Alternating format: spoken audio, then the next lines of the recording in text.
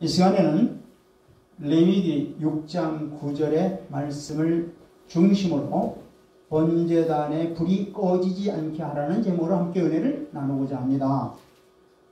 한번 레위기 6장 9절 말씀을 보겠습니다.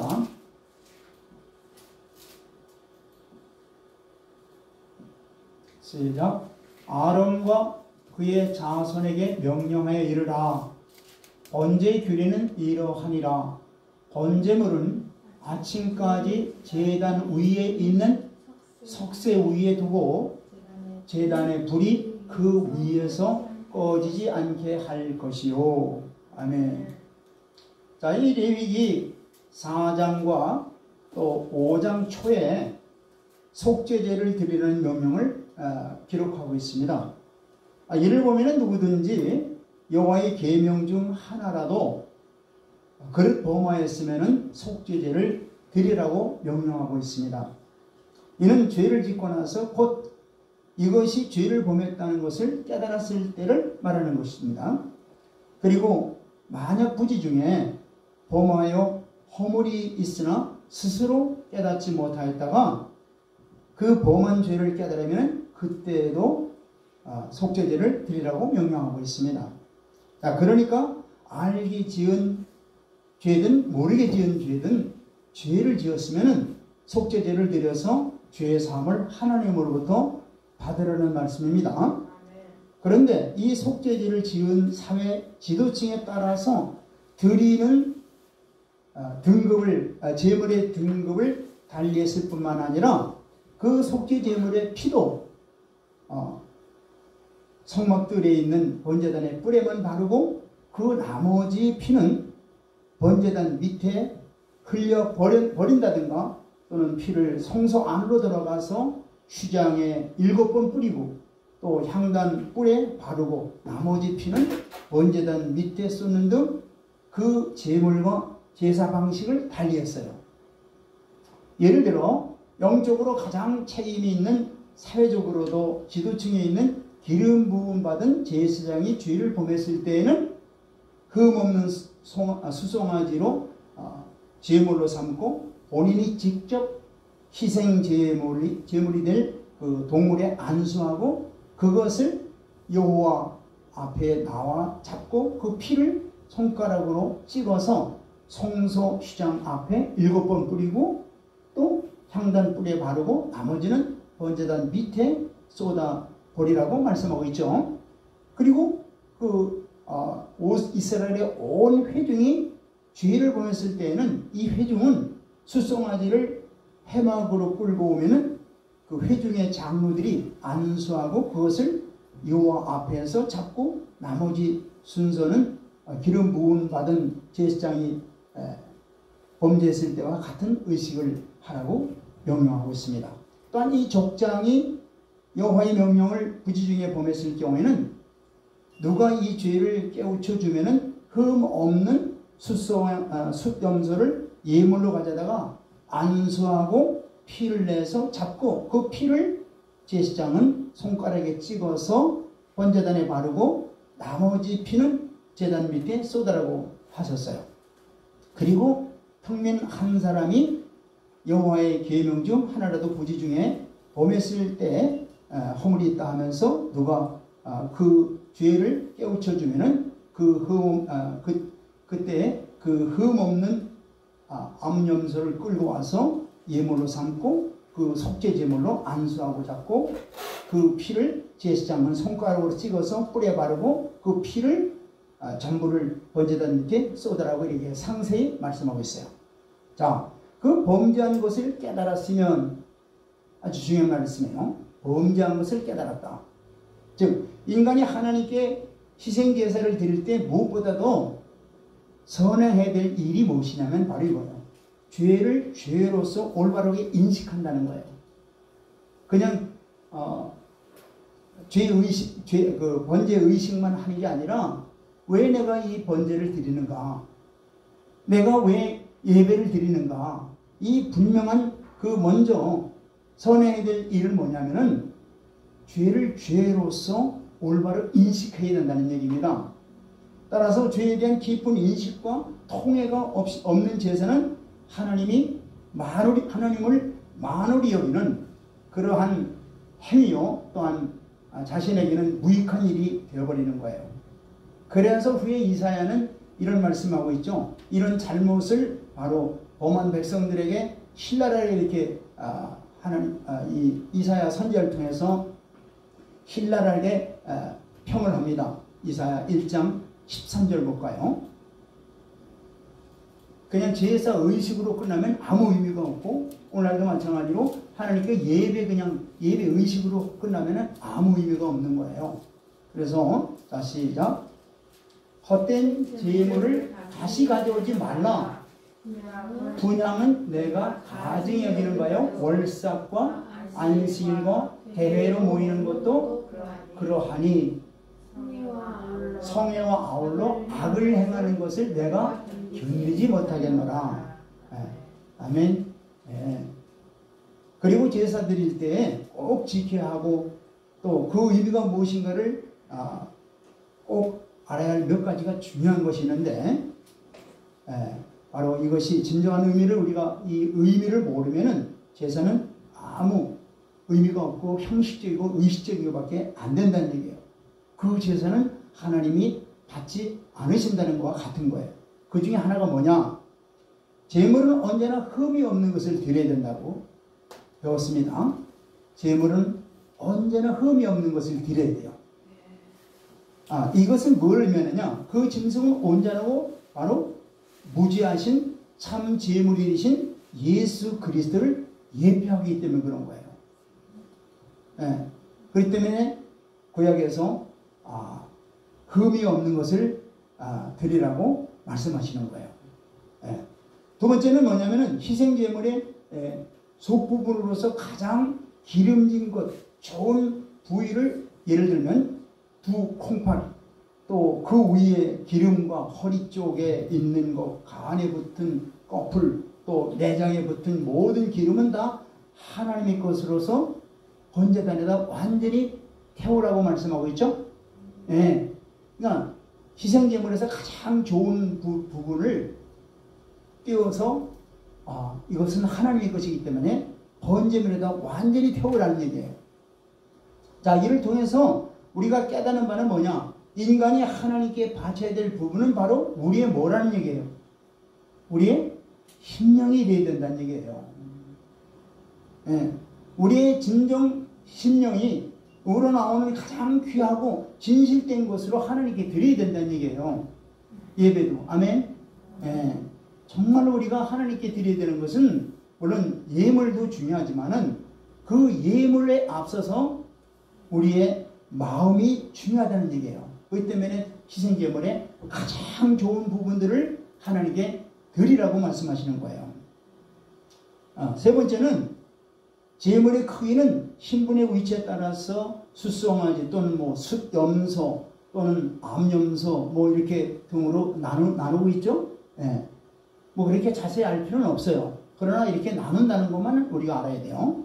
왜? 희생제물이 또 피를 볼 때에도 어떤 거는 번제단에다 그냥 번제단 뿔에다가 바르고 그 다음에 다 번제단 밑에다 쏟고, 또 어떤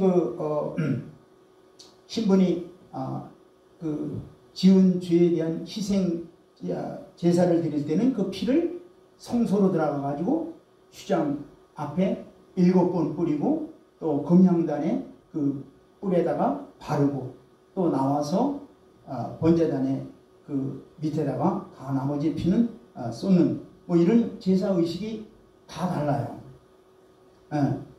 그리고 제물 중에서 암염소는 평면에 한 사람이 범죄했을 때, 그리고 제물 중에서 가장 그 값이 안 나가는 소위 어린 양과 함께 작은 것으로, 아주 가장 작은 것으로 드릴 수 있다라고 하나님께서 말씀하고 있거든요. 그러면 평민 중에서도 아주 가난한 사람, 아주 지극히 급변한 사람은 산비둘기나 또는 칡비둘기를 드리라고 그랬어요. 심지어는 곡물에 고운 가루까지도 드릴 수 있다고 그랬어요. 힘에 경제적으로 힘이 미치지 못할 경우에는. 그러나 빠짐없이 다 제사를 드리라는 얘기죠. 이렇게 가난한 자들에게 이런 차이를 둔 것은 죄의 비중이 낮기 때문이 아니라 경제적으로 힘이 미치지 못하기 때문에 암염소나 또 어린 양을 대신해서 뿌리라고 말씀하시는 거예요. 예. 그러나 가난한 자가 아닌 자들에게는 재물의 차등을 둔 것은 바로 죄의 비중이 아니라 영적 지도자들의 죄는 공동체에 속한 모든 사람의 극심한 악영향을 주기 때문에 그렇다는 얘기예요. 그러니까 영적으로 높은 자들이 짓는 죄는 얼마나 악한 것인가를 알아야 돼요. 많은 사람들에게 영향을 주기 때문에 정말로 이 죄를 영적 지도자들이 정말로 죄를 지어서는 안 되는 거예요. 네. 또 성막 바깥 마당에 있는 번제단이 아닌 성소 안에 향단 휴장에까지 이 피를 바르고 뿌린다고 하는 건 아주 중요한 걸 의미하는 거죠. 그리고 어린 양의 제물은 허락하신 것, 그 어린 양을 이렇게 제물로 허락한 것은 뭐냐면 장차 인류의 속죄를 위해서는 희생당하신 예수 그리스도의 순결성을 상징하기 때문에 어린 양의 제물을 허락하신 거예요. 예. 구속사에서 어린 양은 예수 그리스도를 상징하는데 실제로 예수 그리스도께서 온 인류의 죄를 사하시기 위해서 오신 가장 순수한 어린 양이기 때문에 어린 양을 구약에서 제물로 허락하시는 거예요. 요한복음 1장 29절 볼까요? 그래서 어린 양 하면은 바로 예수 그리스도를 예표하고 있는 거예요. 1장 29절입니다. 요한복음 시작. 이튿날 요한이 예수께서 자기에게 나오심을 보고 이르되 보라 세상 죄를 지고 가는 하나님의 어린 양이로다. 아멘. 어린 양 대신 예수 그리스도께서 온 인류의 죄를 위해서 십자가에서 바로 희생 제물로 죽으신 것입니다. 그리고 여기 속죄하다라고 하는 이 용어를 알아야 되는데 속죄하다. 우리 찬송가에도 속죄함 주 예수 내 죄를 속했네.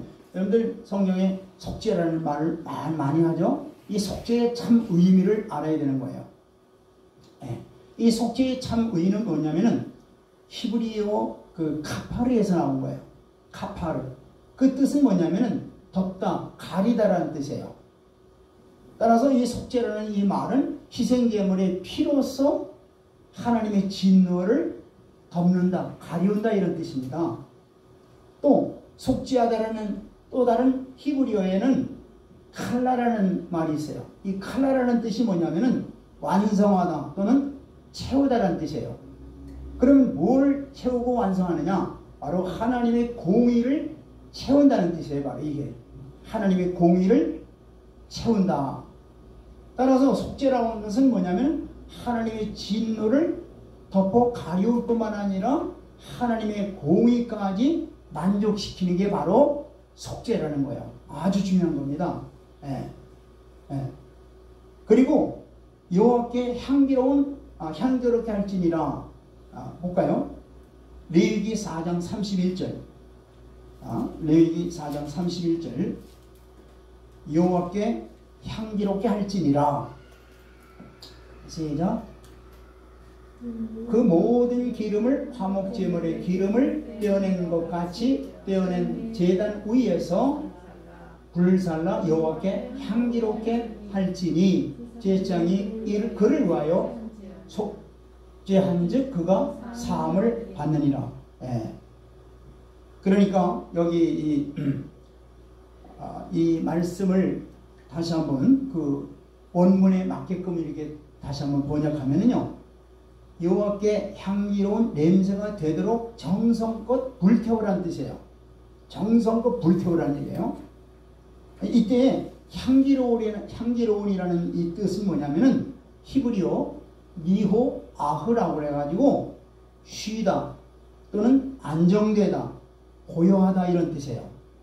그럼 뭐냐? 이거는 바로 하나님께서 인간들이 지은 죄에 대해서 진노하고 계시는데 이 바로 화목제물이라든가 또는 속죄제의 제물을 온전히 태웠을 때 그때 그 향기를 올라가는 향기를 하나님께서 맡으시면서 향기로운 바로 예물이라 이렇게 말씀하시는데 이 바로 향기로운 바로 이 뜻이 뭐냐면 바로 이제 하나님께서 인간의 죄에 대해서 인간의 죄 지은 것을 사해 주셨다 하면서 마음이 이제 하나님의 마음이 어떻게 돼요? 느긋해졌다, 기뻐하신다 이런 뜻이에요 바로. 그래서 정말로 이 속죄제에 하나님께 드리는 이 제물이 온전히 다 태워졌을 때 하나님이 우리의 모든 죄를 헌제자의 그 죄를 다 온전히 사해 준다고 하는 그런 말씀입니다. 또 제사장이든 온 이스라엘 회중이든 족장이든 평민 한 사람이든 죄를 범하여 희생제물을 드릴 때 희생제물에서 가장 좋은 그 모든 기름은 하나님께 대해서 하나님 것으로서 번제단에서 완전히 불태우라고 그랬죠. 그 기름을 제외한 모든 희생제물의 고기 부분은 족장이나 평민이 드린 경우에는 제사장과 그 제사장의 남자 가족들이 성막들 안에서 거룩한 곳에서 먹어야만 한다고 말씀하고 있어요. 이 거룩한 제물을 회막 밖으로 가지고 나면 절대 안 된다고 말씀하고 있습니다. 즉 회막들은 바로 뭐냐면은 하나님과 그 백성이 만나는 곳인데 즉 하나님이 임재하는 곳은 바로 영광스러운 곳이요 그것은 거룩한 곳으로서 거기에서 제사장들이 거룩한 음식을 바로 먹어야 된다는 얘기예요. 그건 뭘 의미하느냐? 이 먹는 것조차도 뭐예요? 먹는 것, 제사장이 먹는 것조차도 물론 성물로 드리는 것이니까 거룩한 것인데 그 먹는 것조차도 하나님이 거룩하니 거룩하다는 뜻이에요. 그러니까 하나님은 지극히 거룩하신 하나님이기 때문에 이 먹는 거에서부터 모든 제사 드리는 모든 행위, 이 모든 것이 다 거룩해야 된다는 얘기예요. 아멘. 우리가 예배 드리는 것도 마찬가지예요. 우리가 거룩한 사한 제물이라 그랬죠. 그러니까 항상 거룩하게 하나님께 드려져야 되는 거예요. 아멘. 그리고 그 기름을 제외한 모든 희생제물의 고기 부분은 족장이나 평민이 드린 경우는 그러나 기름 부은 받은 그 제사장이나 온 이스라엘이 범죄에서 속죄제물을 드릴 때는 그 기름을 제외한 모든 희생제물의 고기뿐만 아니라 뭐예요? 가죽, 심지어는 똥에리까지 완전히 진영 바깥에 재버리는 곳에 정결한 곳으로 가서 완전히 불사르라고 말씀하고 있어요. 여기 진 밖에 재버리는 곳이 정결한 곳이라고 이렇게 말씀하고 있는데 이 성막을 중심으로 해서 이스라엘 백성들이 12지파가 진영을 이렇게 치고 있었죠. 그 진영 치고 있는 진영 바깥의 부분을 바로 재버리는 곳으로 이렇게 말씀하고 있는 거예요. 그러니까 그 진 밖에 어떤 곳이든지 뭐 분명한 것은 정해져 있지 않지만은 그 진의 위치는 그 움직일 때마다 다르겠죠. 어쨌든 그 위치는 모르지만은 그 진영 바깥의 부분을 바로 재버리는 곳으로 그들이 만들었는데 그것을 거룩한 곳이라고 이렇게 정결한 곳이라고 말씀하고 있습니다. 자, 그것이 바로 재버리는 곳인데 이곳을 정결하게 부른 이유는 바로 번제단의 죄를 버리는 곳이기 때문에 정결하다고 이렇게 말하고 있는 거죠. 아니면 그곳에 속죄제물이 불태워졌기 때문에 그 역시 정결한 곳이라고 말하는 거예요. 하여튼 이곳은 바로 예수 그리스도의 구속의 분명한 그림자에 불과한 거예요. 즉 만인의 속죄의 제물이 되신 예수 그리스도께서는 예루살렘 성 바깥에 나가서 십자가에서 달려 골고다 언덕에서 죽으신 거예요. 보세요. 히브리서 13장 11절 보겠습니다.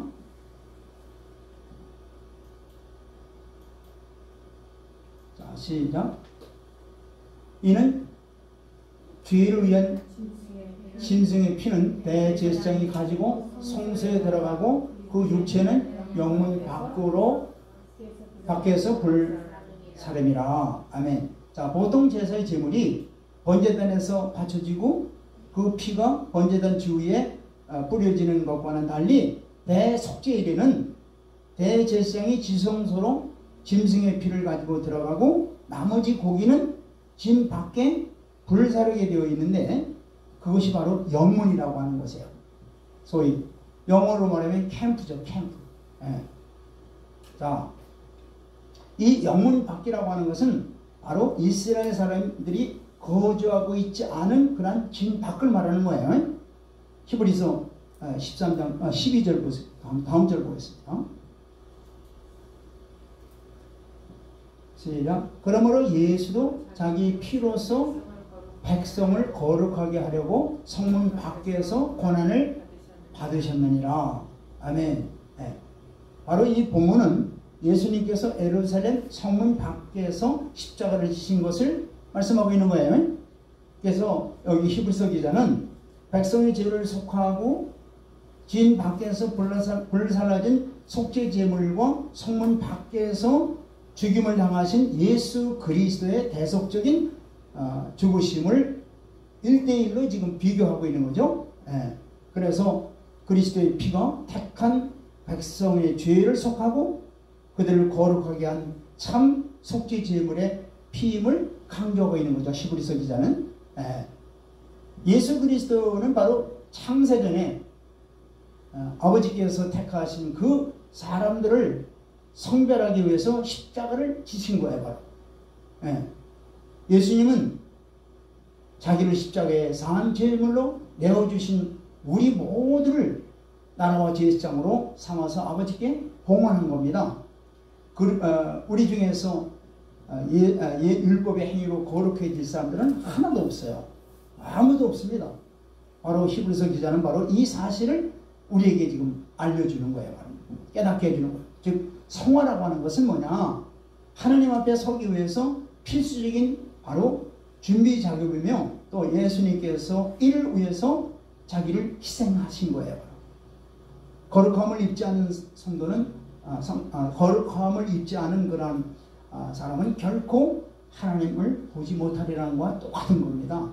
그 거룩이 그렇게 중요한 거예요.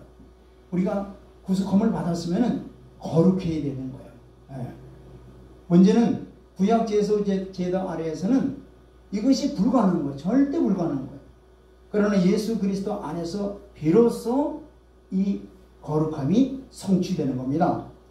그래서 예수 그리스도의 십자가는 율법의 요구의 마침이라고 성경은 말씀하고 있죠. 예. 우리는 이로 인해서 하나님 앞에 직접 이제 나갈 수 있게 됐고 온전히 자유함을 얻게 된 것입니다.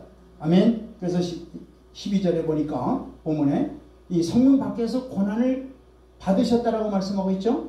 예. 구약 시대의 대속죄일에 속죄 제물이 진 밖에서 불살라진 것과 마찬가지로 예수 그리스도께서 성문 밖에서 속죄 죽임을 당하신 거예요. 예, 여기에서 성문 밖에 예루살렘 도성 밖을 바로 지칭하는 거죠. 예, 바로 골고다 언덕을 말하는 거예요. 그래서 예수 그리스도께서 바로 예루살렘에서 사형 판결을 받으신 후에 성밖 바로 골고다 언덕에서 십자가에 달려 죽임을 당하신 거예요. 그래서 히브리 사회에서는 바로 죄인들을 죽일 때는 성 밖으로 끌고 나가서 죽이게 되어 있어요. 왜? 성 안은 지극히 거룩한 곳이고 성 밖은 바로 거룩하지 못한 곳으로 그들이 알고 있기 때문에 성 밖으로 나가서 바로 살인자들을 죽이는 거죠. 예, 광야 시대 때 여호와의 이름을 해방한 여인이 진 밖으로 나가서 죽임을 당하죠. 또 스데반도 마찬가지죠. 스데반도 죽임을 당할 때 사도행전 7장에 보면은 어디서 죽임을 당해요? 예루살렘 성 바깥에서 죽임을 당합니다. 예. 이처럼 죄인을 성 밖에서 죽이는 것은 유대 사회의 규례에 따른 것이로서 죄인의 더러운 피로 거룩한 성 안의 땅을 더럽혀서는 안 된다고 생각했기 때문에 성 바깥으로 바로 나가서 죽이는 거예요. 예수 그리스도도 바로 성 밖 바로 거룩하지 못한 땅 골고다 언덕에서 죽임을 당함으로써 자기 자신을 죄인들과 동일시해서 죄인들을 거룩하게 하신 거예요. 아멘. 예. 거룩하지 못한 죄인들을 거룩하게 하시려 거룩한 자기 자신을 더러운 곳에서 내어 드린 것입니다. 그게 바로 골고다, 바로 십자가입니다. 13절 보겠습니다. 히브리서 시작. 그런즉 우리도 그의 치욕을 짊어지고 영문 밖으로 그에게 나아가자. 아멘. 네.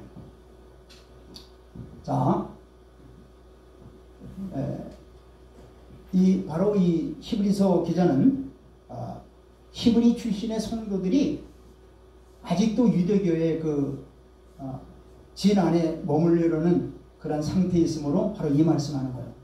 유대교의 진 안에 있지 말고 성 바깥으로 나가라는 얘기예요. 그러니까 광야의 이스라엘에 있어서 진 밖으로 나가는 것이 뭐 운동병자들이나 행했던 행동으로 이제 큰 수치를 가졌으나 이제 여기 히브리서 기자는 당시 그러한 히브리 인들의 그런 수치를 그 안에 있지 말고 바깥으로 나가라는 얘기예요. 다음에 왜 그 수치는 예수 그리스도께서 골고다 십자가에서 담당하셨기 때문에 담대히 믿고 나가라는 얘기예요. 바로. 오늘 우리도 마찬가지로 예수 그리스도를 바로 따르기 위해서는 세속주의나 형식주의의 틀에 박히지 말고 담대히 십자가로 나아가라는 얘기예요. 아멘. 예수 그리스도를 따르는 데서 가장 좋은 자리가 뭘까요? 세상 사람들과 세속 사람들과의 추구하는 것이 그런 자리가 아니라 우리는 오직 십자가로 나가야 될 것입니다. 아멘. 그래서 십자가의 도가 멸망하는 자들에게는 미련한 것이요 구원을 얻는 우리에게는 하나님의 능력이라고 말씀하시는 거예요. 그리고 그런 자리를 기꺼이 찾으면서 십자가 앞에 머물기 위해서는 예수 그리스도를 바로 예수 그리스도 함께 고난과 그 험난한 길을 우리가 같이 고난을 십자가에서 져야 되는 거예요. 그래서 요한복음 15장 18절 19절에 이렇게 말씀하시는 겁니다. 요한복음 15장 18절 19절 시작.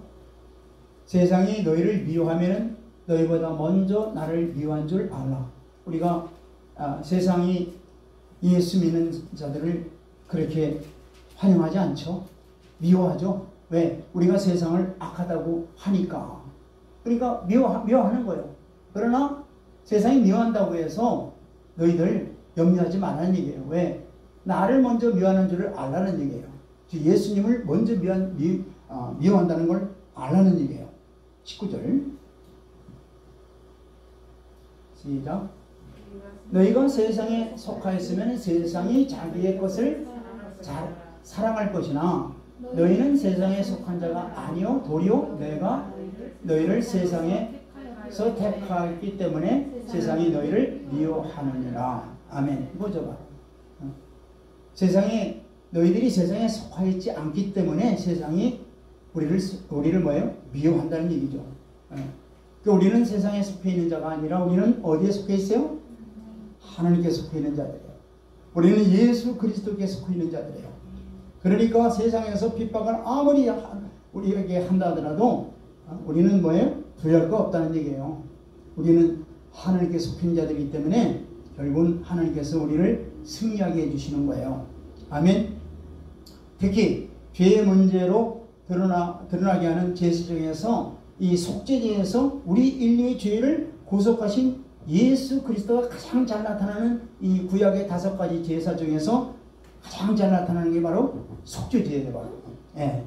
그래서 이 구약의 5개 제사 중에서 번제나 소제나 화목제는 헌신자의 생활 형편에 따라서 예물이 달랐고 이 속건제는 죄를 범한 대상에 따라서 그 예물을 달리했으나 이 속죄제만큼은 신분의 차이에 따라서 그 속죄 예물을 달리하는 아주 유일한 제사가 바로 뭐냐? 속죄제예요.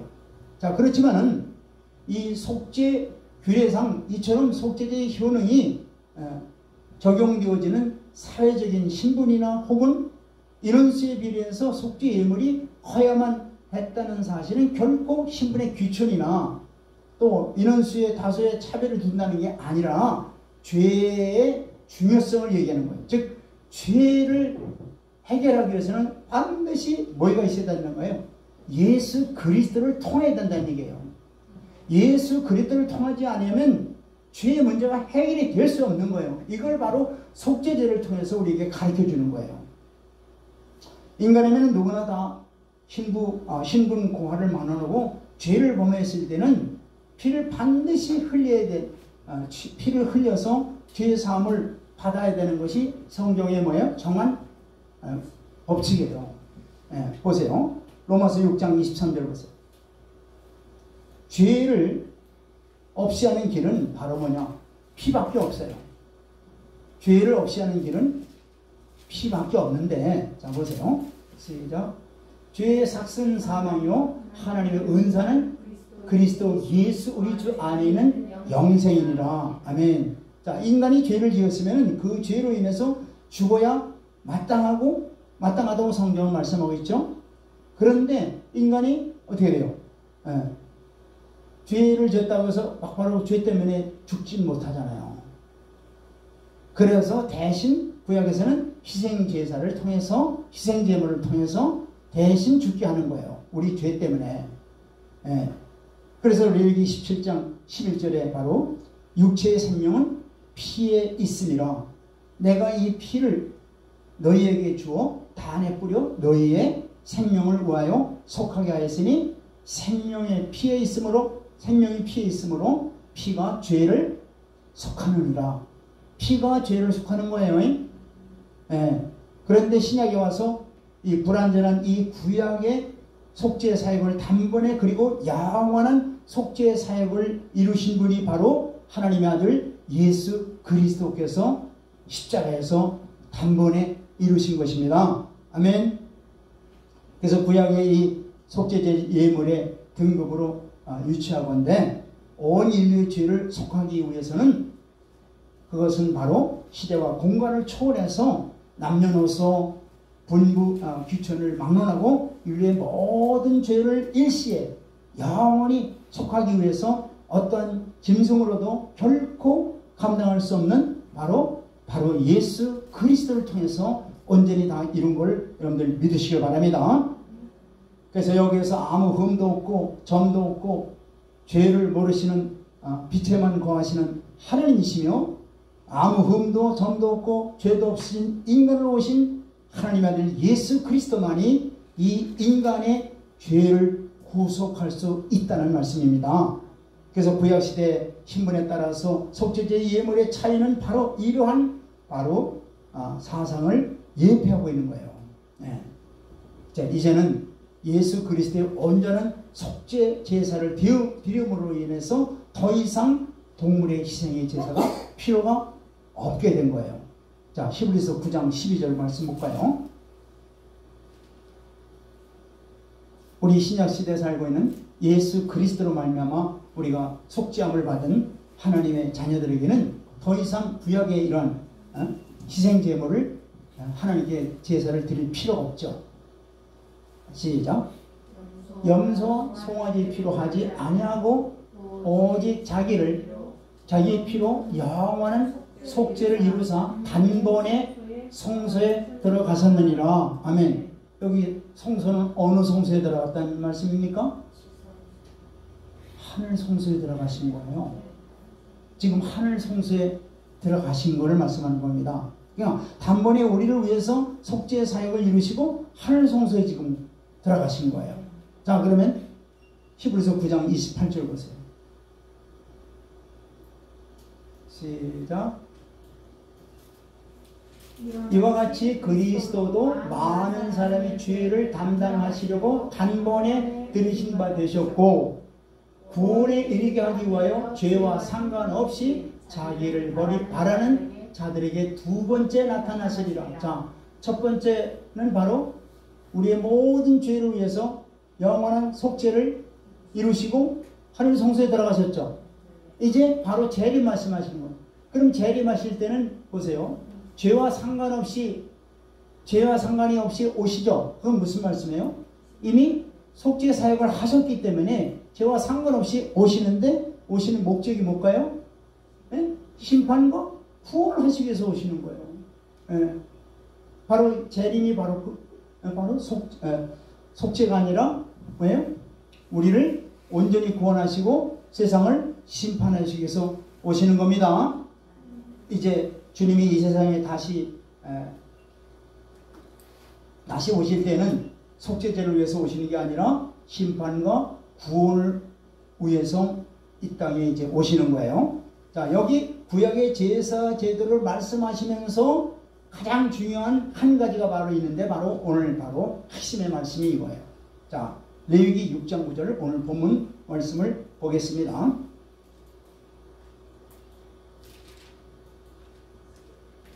시작. 아론과 그의 자손에게 명령하여 이르라. 번제의 규례는 이러하니라. 번제물은 아침까지 제단 위에 있는 석쇠 위에 두고 제단의 불이 그 위에서 꺼지지 않게 할 것이요. 자, 우리 이제 속죄제 5개의 제사를 다 배웠어요. 다 했어요. 자, 그런데 하나님께서 제사 제도를 이제 마치시면서 다 이제 우리에게 가르쳐 주시면서 맨 마지막 이 하나가 이거예요. 번제단의 불이 꺼지지 않도록 계속 어떻게 해요? 살려놓으라는 얘기예요. 자, 이건 굉장히 영적으로 중요한 말씀을 우리에게 하시는 겁니다. 이 번제단의 불이 어디서 온 거예요? 하나님께로부터 온 불입니다. 그 레위기 9장 24절에 보면은 바로 이 불이 하나님께로부터 왔다고 그랬어요. 그 제사장은 이를 절대 꺼뜨려서는 안 된다고 그래서 하나님이 명령하시는 거예요. 계속 나무를 갖다 대고 또 번제물을 갖다가 아침 저녁으로 계속 갖다 대라는 얘기예요. 이처럼 불을 끄지 말고 계속 피웠기 때문에 출애굽기 29장 42절에서는 이걸 상번제라고 말씀하고 있죠. 상번제. 매일 드리는 제사다 이거예요. 자, 이런 상번제는 우리가 하나님과 그 뜻이 뭐냐? 이 뜻이 뭐냐면 하나님과 끊임없이 동행하라는 뜻이에요. 자신의 모든 것을 철저하게 하나님께 바치라는 뜻이에요. 헌신의 삶을 살라는 뜻이에요. 아멘. 이게 바로 상번제의 뜻입니다. 자, 여호수아서 22장 5절 말씀 보겠습니다. 여호수아서 22장 5절 시작. 오직 여호와의 종 모세가 너희에게 명령한 명령과 율법을 반드시 행하여 너희의 하나님 여호와를 사랑하고 그의 모든 길로 행하며 그의 계명을 지켜 그에게 친근히 하고 너희의 마음을 다하여 성품을 다하여 그를 섬길지니라 하고. 아멘. 이게 바로 뭐냐? 이게 상번제란 뜻이에요. 이게. 그러니까 또 이 상번제는 그러니까 늘 하나님과 동행하고 하나님께 온 마음과 정성과 뜻을 모아서 헌신된 삶을 살라는 뜻이에요. 또 하나 중요한 뜻이 있는데 그건 뭐냐? 번제단의 불이 꺼지지 말라는 이 아주 중요한 뜻이 뭐냐? 하나님께 제사를 드리는 번제단은 오늘날 바로 하나님께 바쳐지고 그를 위해서 충성한 교회들을 상징하는 건데 이 교회가 그렇게 하려면 어떻게 되느냐? 번제단의 불이 꺼지지 말아야 되는데 이건 바로 뭐냐? 바로 성령의 불을 말하는 거예요. 성령의 불이 절대 꺼지지 말라는 얘기예요. 여러분들 성령이 언제 오셨어요? 예수님 부활 승천하시고 50일 만에 그죠? 마가다락방에 오순절날 임하셨잖아요.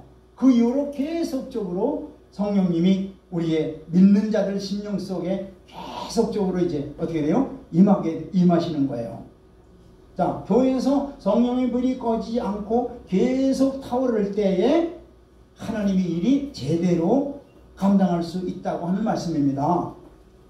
교회는 예수님의 몸으로서 예수님께서 하신 사역을 본받아서 이 땅에서 복음을 전파하고 하나님의 나라를 세우는 사명이 바로 교회가 하는 일이에요. 그렇다면 교회가 그런 사명을 감당할 수 있는 힘이 어디서 올까요? 바로 성령님께서 주시는 겁니다. 예수님께서 이 땅에서 사역하실 때에 전에 그 요단강가에서 세례를 받으실 때 성령이 임하신 걸 볼 수 있었죠. 또 보세요. 요한복음 사도행전 10장 38절 보겠습니다. 예수님께서도 이 땅에서 하나님의 공생애를 이루실 때 어떻게 하셨나 보세요. 자, 시작.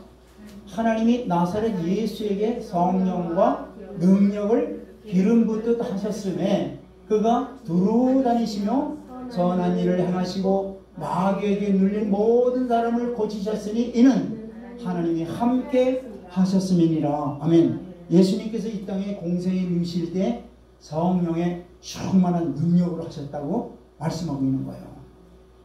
그래서 교회는 항상 성령의 불이 꺼지지 말라고 하시는 말씀입니다. 교회는 성령의 불길로만 살 수 있는 할 수 있다는 그런 진리를 정확하게 명확하게 우리에게 말씀하시는 거예요.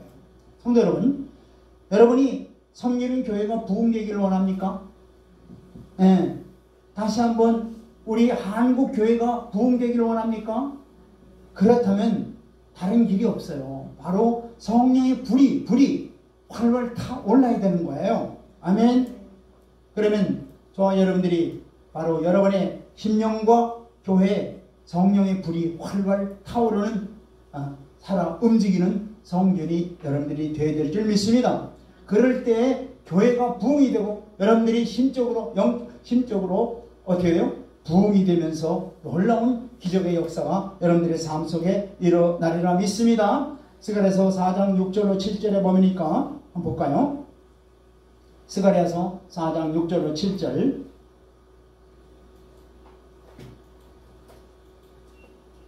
시작.